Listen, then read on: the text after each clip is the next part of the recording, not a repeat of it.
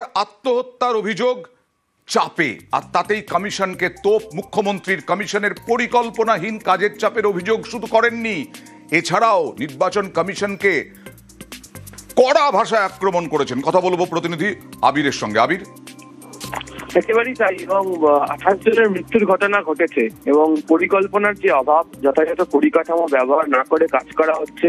যে কাজ করতে 2 বছরের বেশি সময় লাগে, সেই কাজ কি করে মাত্র 2-2.5 মাসের মধ্যে করানো হচ্ছে, এবং যে অসম্ভব রকমের মানসিক চাপের মধ্যে দিয়ে তারা যেতে হচ্ছেন, সেই প্রসঙ্গের কথা এদিনকে বারবার ধরে উল্লেখ করেছেন তিনি তার এক্স হ্যান্ডেল পোস্টে। এবং এর আগেও একাধিকবার বিভিন্ন ভাবে প্রশাসনের তরফ থেকেই হোক বা একই সঙ্গে হচ্ছে শাসক দল তৃণমূল কংগ্রেসের তরফ থেকেও বক্তব্য রাখা হয়েছে, এবং সেখানে তারা উল্লেখও করেছেন বারবার ধরে যে এই পরিস্থিতি থেকে বের করে আসার চেষ্টা করুক কমিশন, তাদের বক্তব্য শুনুক। কিন্তু যে ধরনের পরিস্থিতি তৈরি করে দেওয়া হচ্ছে তাতে বিরোধীরা যথেষ্ট চাপের মধ্যে পড়েছেন, সেই প্রসঙ্গের কথা এদিকে এক্স হ্যান্ডেল পোস্টে উল্লেখ করেছেন মুখ্যমন্ত্রী। বেশ।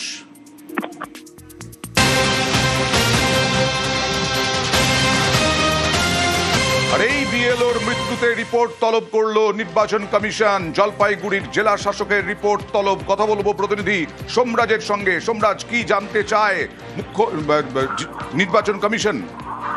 দেখো, মুখ্যমন্ত্রীর এক্স হ্যান্ডেলে পোস্ট করার পরে নির্বাচন কমিশনের তরফে তৎপরতা শুরু হলো এবং জাতীয় নির্বাচন কমিশনের থেকে জানতে চাওয়া হয়েছে ইতিমধ্যেই যে কি কারণে বুথ লেভেল অফিসারের মৃত্যু হলো।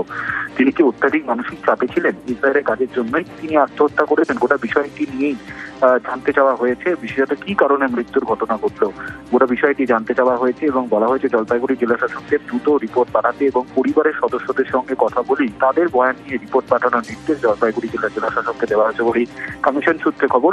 রাজ্যের মুখ্য নির্বাচনী আধিকারিকের দপ্তরে সেই রিপোর্ট এলেই জাতীয় নির্বাচন কমিশনকে পাঠানো হবে, তেমনটাই কমিশন সূত্রে জানা যাচ্ছে। ওকে।